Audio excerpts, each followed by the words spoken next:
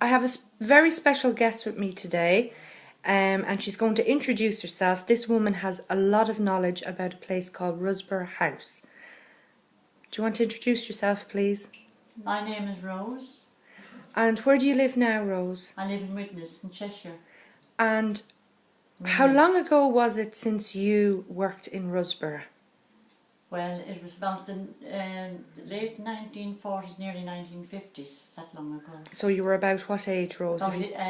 First went, I was about 15 or 16. And what did you do in Rusborough? I was a kitchen maid. Wow, and was it very hard work back then? Very hard work. But were the owners nice to you? They were nice people, yes.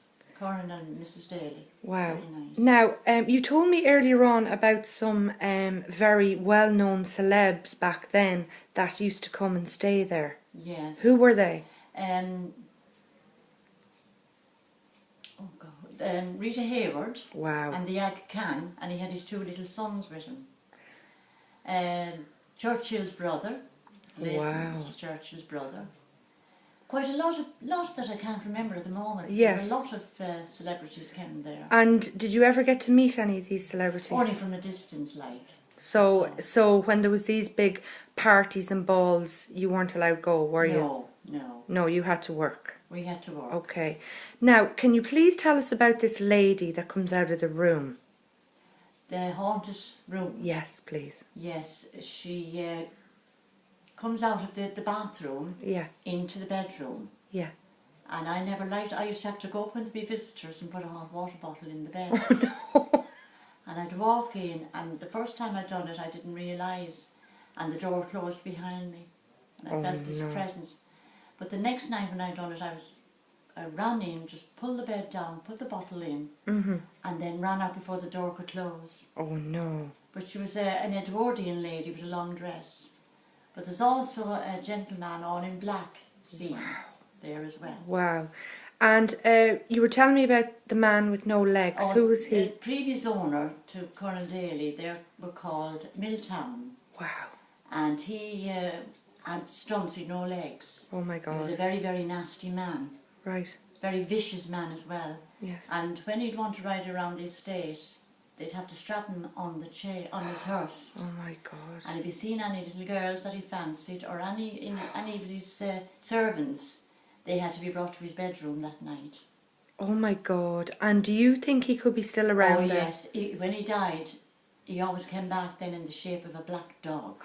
A big dog. So his presence is still there. His presence is still there. Now, can you tell me a bit about this fairy ring near there, please? Well, I was going home one night after midday. It was my day off, and I was walking home. Yeah. It was getting dusk, like, not dark and not light, just nice. And I seen down by the river, the field, and there was this big flame. Right. Straight flame going up into the air, and I thought to myself, oh, the men are out working, so I'm not scared, the men are around. Yeah. And as I drove by it on my bicycle, when I turned around, the fire had gone. But it didn't take any notice. But it was the next morning when I was talking to one of the workmen that came in, and I said to him, the men were out working late last night. He said, no, Rose, the men weren't working last night. I said, well, when I was coming by, I said I seen a big fire down the field. Wow. It must have been burning something. He says, explain what kind of a fire it was.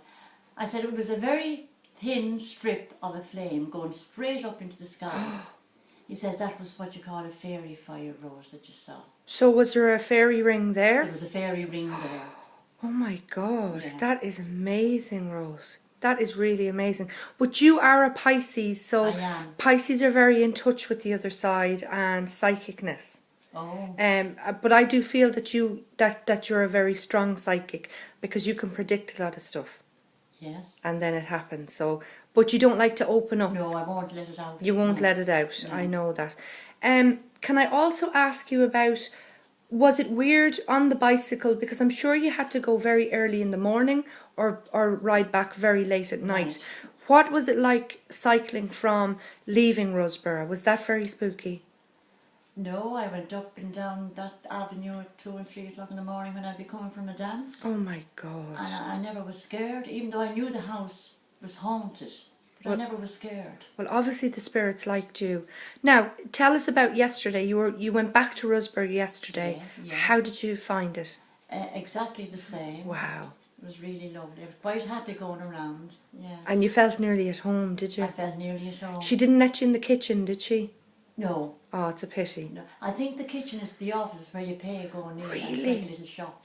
Oh my God. Yes. Oh, Rose, that was absolutely amazing. Thank you so much.